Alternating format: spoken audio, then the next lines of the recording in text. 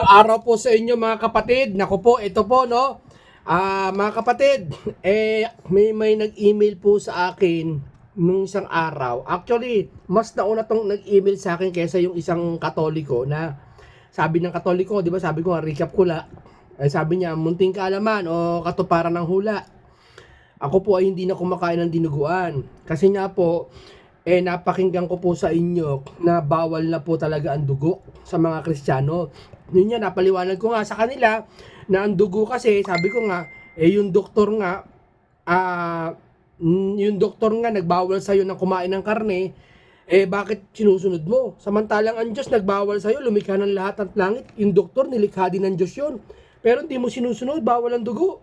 Naligaw ka sa talata kasi naligaw ang marami dun sa bagay na nilinis lahat ng tamang dahilan na nila yan Masarap kasi ang dinuguan talaga. Ako nakakain na akong dinuguan, paborito ko talaga yan. Yung ako hindi pa iglesia, no, talagang masarap ang dinuguan. Tamang dahilan na lang nila yan na sabi sa Biblia, lahat nilinis sabi ko, ulitin ko nga, kung pala talagang nilinis lahat ng hayop para pwedeng kainin, ba't di mo kinakain yung iguana? Iguana yung may lason, yung poisonous snake. Ba't di mo kinakain yung kasi may license.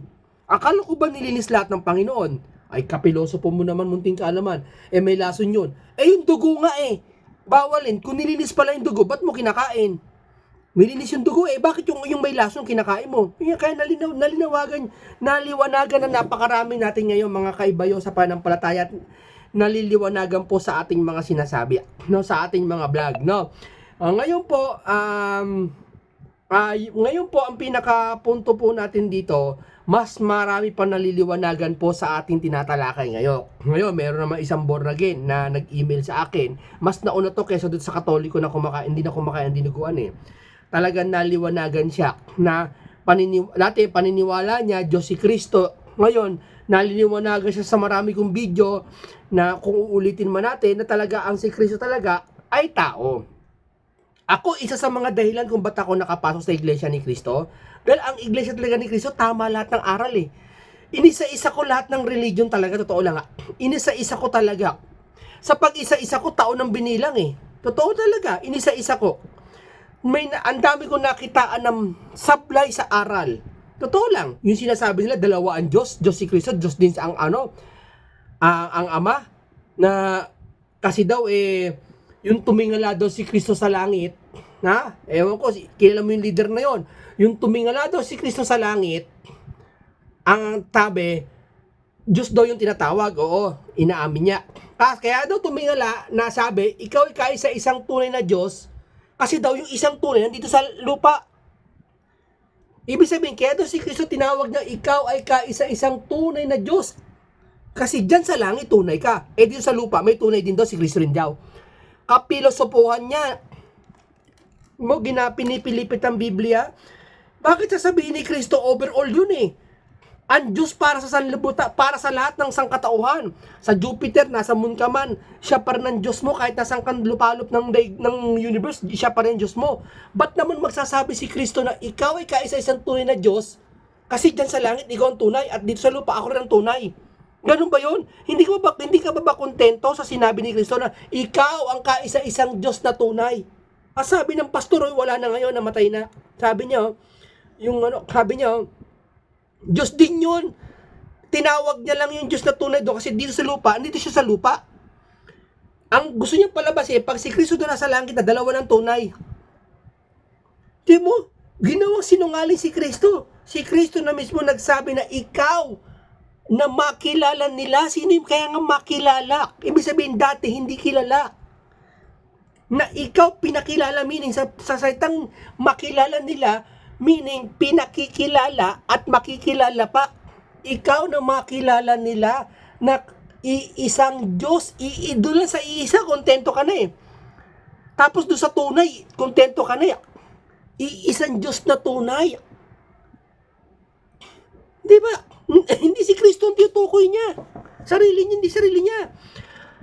Napakamarami. Alam mo, bago po sa Iglesia ni Kristo, natandaan ko lahat ng aral na nakita ko sa Iglesia ni Kristo. Yung paniniwala ko dati, nasa Iglesia ni Kristo. At mas nadagdagan pa lalo ng sobra-sobra nung nakinig ako sa doktrina ng Iglesia ni Kristo. Pinalad ang buhay ko. Naging mapalad ako. Kaya nga ito sabi ko sa katwiran ko sa mga ano, ngayon sa born again. Aanim na daw. Nag-email sa akin. Aanib na daw siya sa iglesia ni Cristo kasi tama yung paniniwala na tao si Cristo, hindi Diyos. Biruin mo yan? Tama yun. Tama yan, kapatid, brother, tama yung ginagawa mo. Hindi natin sinusulong kasamaan dito. Si Cristo ang ano namin, ang founder namin. Si Cristo ang ulo ng katawan, ang iglesia ang katawan. Si Cristo ang ulo, kaya nga pangalan iglesia ni Cristo eh. Minamaliit daw si Cristo. Hindi pangalan nga ng ano namin, iglesia ni Cristo, lahat ng kapila may Cristo na iglesia ni Cristo nakalagay, di ba? Oh. Ibig sabihin lang, yung pagka Diyos, hindi Diyos si Cristo, isipin mo, baby ka, sanggol ka, Diyos ka na. Meron ba naman Diyos sa sanggol? Sabi, nagkatawang tao. Ang nagkatawang tao, yung salita. Hindi ang Diyos. Babasa siya sa 14. Sa Juan 14, sabihin niya, kasi yung 14, nagkatawang tao ang Diyos at ang Diyos ay ang berbo. Yung daw salita, Diyos yun. Kaya Diyos yung salita kasi nanggaling sa Diyos yun. Pero yung nagkatawang tao, yung salita, hindi yung Diyos mismo nagkatawang tao. Gusto kasi palabasin nila, ako yung Diyos. Ako yung Diyos. Diyos. Nagkatawang tao. Yun ang gusto nilang palabasin eh. Nagkatawang tao yung Diyos eh. Hindi nagkatawang tao ang Diyos. Yung salita niya, nagkaroon ng katuparan. Si Kristo ngayon. At hindi Diyos. Payag ka. Nandoon ka. Di ba may gumagawa ng AI ngayon? Sana may gumawa ng AI na tungkol sa pagkatao ni Kristo. Para, di ba? Payag ka. Andun ka sa panahon, bumalik ka sa future bumalik ka sa panahon ni Kristo. Nakita mo si Kristo tumingala. Ikaw na makilala nila iisang Diyos na tunay. Sabihin mo, Panginoon, Diyos ka rin ba? Hindi. Di ba? Tao siya sa kalagayan. Di ba? Nagkatawang tao. Salita nga nagkatawang tao, brother. Baby ka. Naniniwala kang Diyos si Kristo. Siya. At kung talaga si Kristo ginawang tagapamagitan, kung talagang Diyos si Kristo, ito malinaw. Kung talagang Diyos si Kristo, bakit naman siya gagawing Panginoon? Sige nga. Ano yan? Chief PMP ka na. Ginawa kang ano ba mas mababa sa PMP, Chief? Ginawa kang si IDG ba yan? Parang bumaba rango mo. Chief PMP ka na, bumaba. Diyos na to, Diyos na bumaba.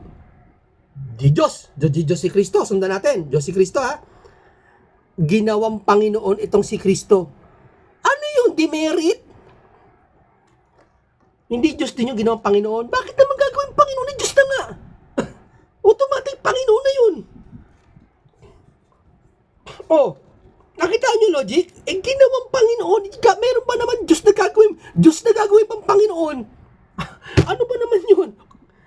Presidente ka na, hindi presidente ka na. Gagawin kitang mayor. Di ba naman yun? Hindi ka na presidente, mayor ka na. Hindi ba? Napakasimple logic lang eh. Di ba? Saka ito minamalas ang buhay, tandaan nyo. Kaya baka kayo minamalas. Kasi, ito, akin lang to. Baka ang paniniwala nyo kasi, si Kristo ay Diyos. Kaya minamalas kayo. Masama kasi ang hidwan pananampalataya. Masama yun. Bagaman di tayo naniniwala sa salitang malas, pero, yun ang terminong gagamitin ko. Kaya kayo minamalas kasi, ang paniniwala nyo, Diyos si Kristo hanggang ngayon. Totoo yan. Tamo, sa buong mundo, ilan ang religion? Daan-daan libo. Bakit tanging iglesia ni Kristo lang naniniwala tao si Kristo, lahat kayo Diyos? Sige nga, pare-parehas kayo Diyos si Kristo. So wala nangyayari. Iglesia ni Kristo malawak, biruin mo, nakabili sila ng Philippine Arena, ilan yan? 9 billion. Sinaglit lang nila. Makapangyarihan ng iglesia, alam niya, kahit sa eleksyon, dahil sa kaisahan, sila lang nakakagawa ng kaisahan. Wala nang iba. Sige, gawin nyo. Yun nga lang sa Facebook group Sa Facebook group iilan lang kayo doon. Magkakamag-anak kayo, hindi nyo pa magawa yung kaisahan. Sa group nyo magkakamag-anak pa kayo, magkakadugo kayo Ilang kayo doon magkakamag-anak, sabihin natin 30 kayo. Hindi nyo nagagawa ang kaisahan. Tumupad doon sa usapan. Group na yun magkakamag-anak na kayo Yung compound na grupo. Hindi kayo sumusunod sa presidente. Bakit ang Iglesia ni Cristo sumusunod sa pamamahala? Hindi dahil sa magaling ang pamamahala. Dahil ang Panginoon Diyos gumagabay sa pamamahala. At siyang nag-uutos sa Iglesia ni Cristo, sinusunod. Sunod-sunuran daw kayo kay Manalo. Hindi sunod-sunuran kay Manalo. Ang sinusunod ng kapatid na Eduardo Manalo, ang nakasulat lahat sa banal na kasulatan at yun ang aming sinusundan din. Di ba? Napakalinaw eh. Oh, talagang nakamamalasing ka kapag ang paniniwala. Subukan mo paniniwala si Kristo basta lahat na naniniwala ng Diyos si Kristo, minamalas. Lahat na naniniwala ng Diyos si Kristo, minamalas. Totoo yan. Oh. Subukan mong tao paniniwala mo diyan makapangyarihan at nagdumidinig ng tagapamagitan, ginawang Panginoon. Tamo, suswertehin ka. Tamo, Iglesia ni Cristo maswerte. Dahil ang paniniwala nila, tao si Kristo. At hindi Diyos. Napakalinaw. Nasubukan ko yan eh. Tabukan mo. Minamalas kapag ang paniniwala mo, Diyos si Kristo. Minamalas. Pag paniniwala mo, Diyos si Kristo. Tao yan eh. Baby, sanggol. Naniniwala ka, Diyos yun. Di ba? Bakit di sinamba? Sinamba ko kailan malaki na. Yung 13 years old siya, 12 years old, 9 years old, Diyos ba siya? Bakit nagpakilala siya ilang taon na bago maging Diyos? Meron ba naman Diyos? Ganun ba ang tingin niyo sa Diyos? Na ang Diyos, sa akin lang ang Diyos hindi niya pinakilala anak niya na Diyos na doon sa 9 years old pa lang, 8 years old. Kung kailan nangaral ang Kristo doon sinabi ang Diyos siya. Hindi kasi siya Diyos. Tao siya na nagpakilala sa tunay na Diyos. Bugtong na anak siya. Pag anak daw Diyos din daw yun. Galing sa sinapupunan. Paborito ng namatay na pastor. Galing daw sa sinapupunan. Galing sa sinapupunan. Ano yun? Tanungin ko kung buhay siya Ano yun? Yung talagang sinapupunan? Yung may tubig? Baka naman galing yun sa panukala. Plano ng Diyos. Hindi ba? Nakatuparan niya si Kristo. Diba? Linaw-linaw eh. Sabihin nila, bago maging gayon, ako na nga.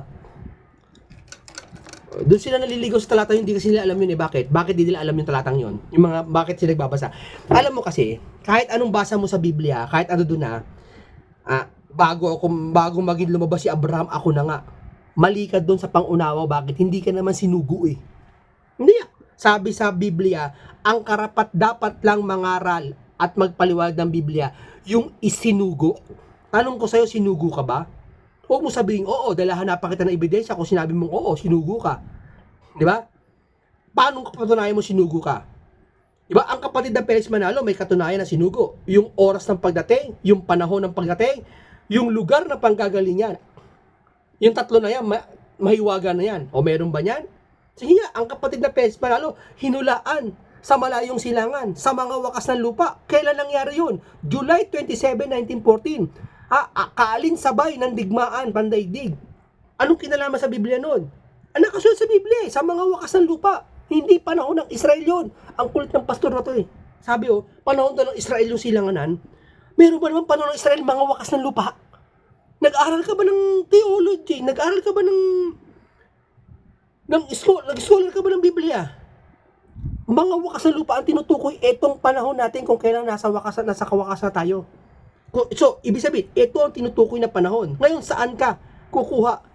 Ito sinasabi sa silanganan. Asa ba silanganan? Ito, malayo. Sabi, malayo. Ito yun. Pagpipilitan naman niya Israel. May nagsabi sa akin Saudi Arabia daw. May nagsabi naman sa akin South Korea daw. Doon daw ang silanganan. At doon daw magsisimula ang pangangaral.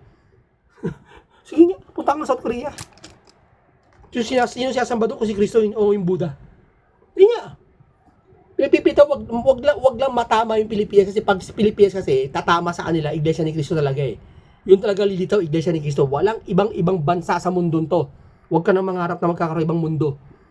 Corner ka na. Ang mundong ito bilog lang. Walang ibang malayong silangan kundi bansang Pilipinas lang na maraming Kristiyano at dito nagmula. May nakalaban ako pipilitan daw Hindi lang daw Pilipinas ang malayong silangan. Nagbanggit siya ng maraming bansa Yung pinabanggit ko lahat ng bansa, sige nga, alin dyan ang mga naniniwala kay Kristo?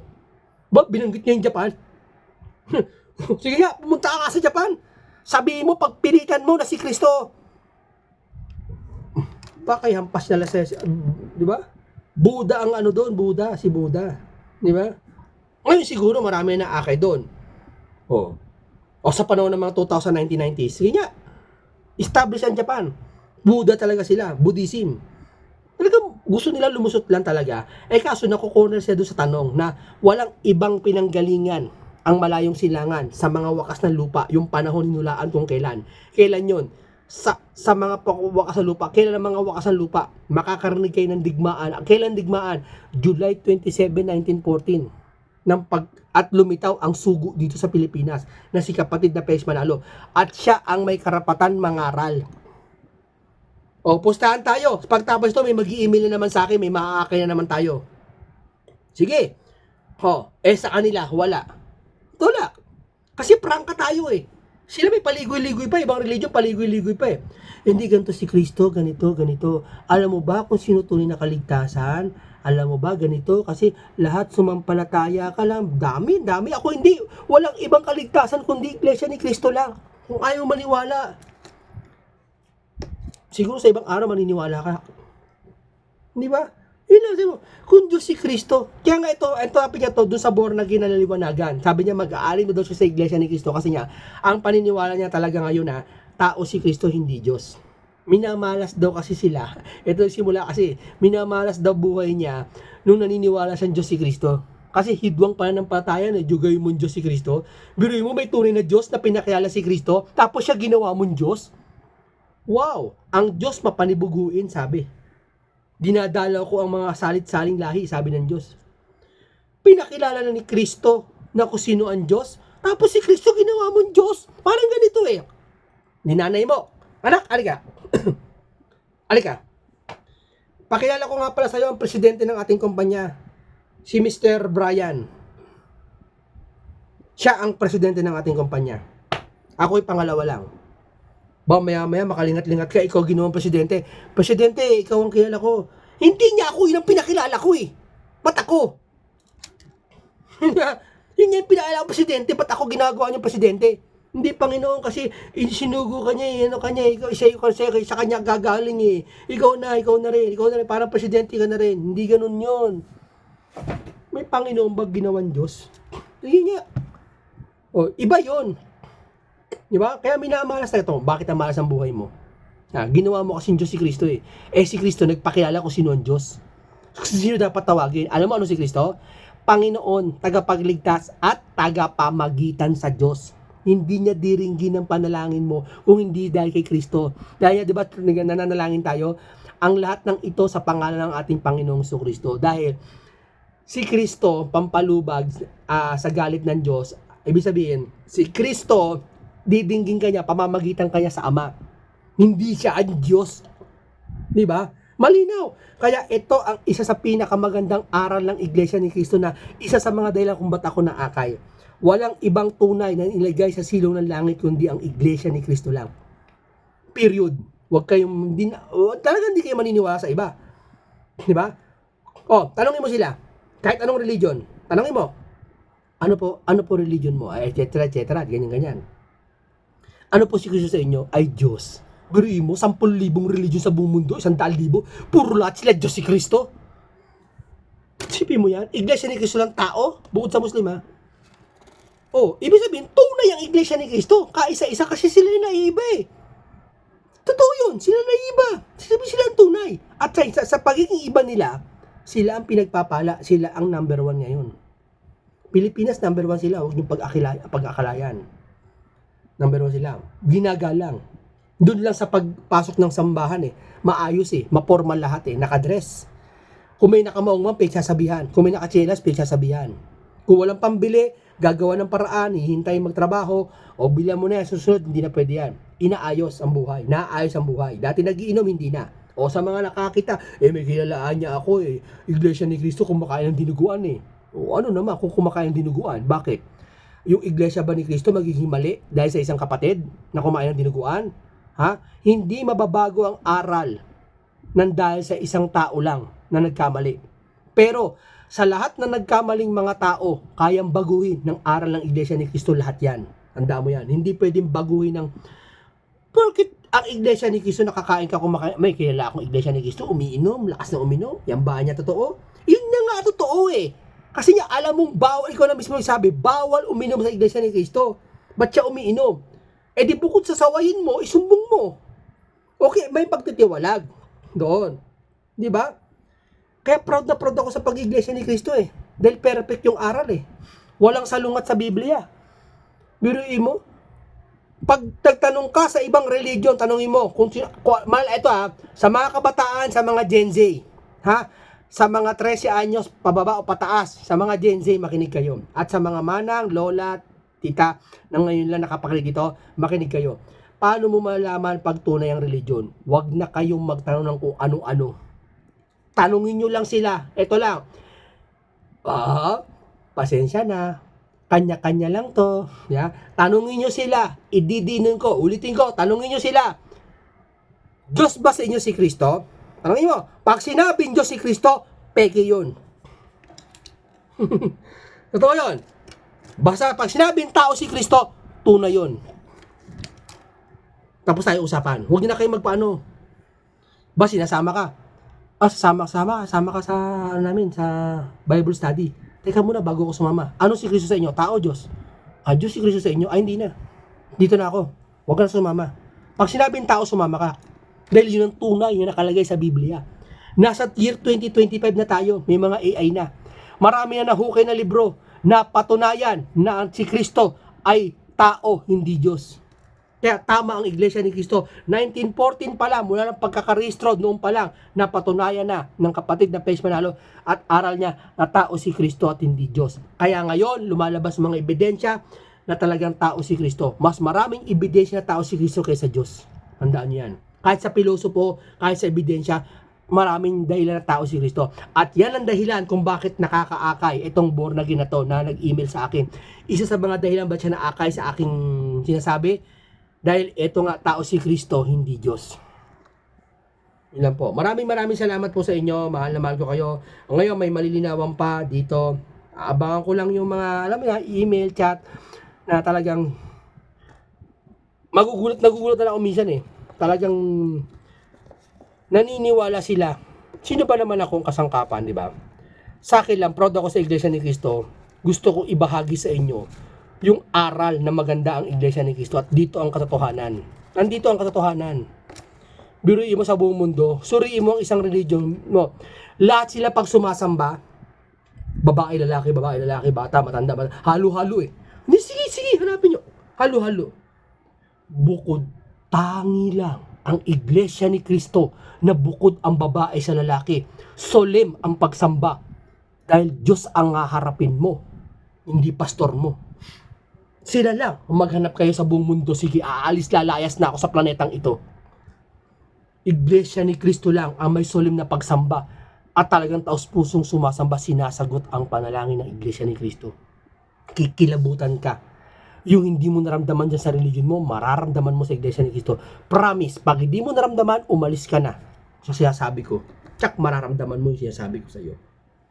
To. Ngayon pa nga lang eh. Baka minamalas ka na, hindi ka gumagaling o hindi ka dahil kinikilala mo ang Diyos mo si Kristo. Totoo yun, dapat tao si Kristo, tagapamagitan, tagapagligtas. Ulo ng iglesia, ginawang Panginoon. Hindi Diyos, ang Ama. Ando doon, pinakilala niya. Ikaw na makilala niya na kaisa-isang Diyos na tunay. Diba? Yun lang po, maraming salamat sa inyo. No? Ito lang po ay pananampalataya ko sa Iglesia ni Cristo. No? Bahala kayo kung irespeto nyo o hindi. Basta ito sinabi ko ang katotohanan.